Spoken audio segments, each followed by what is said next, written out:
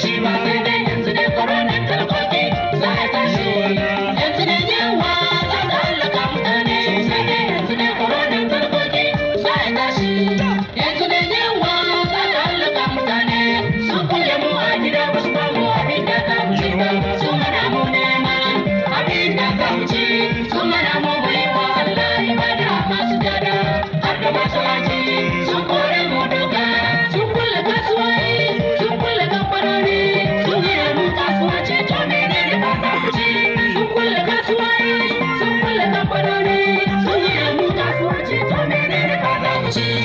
Mu a Najeriya gaskiya ba yi mana adalci ba. Talkokin Najeriya an sake danna mu sosai.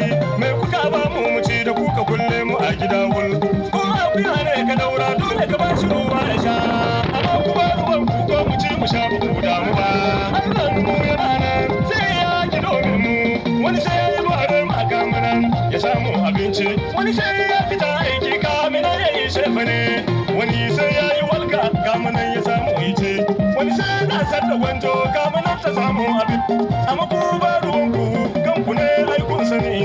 Da ku da yayanku da yawanku da danginku. Bidiyo. Ciwon ta kama mu ba za a kulle kan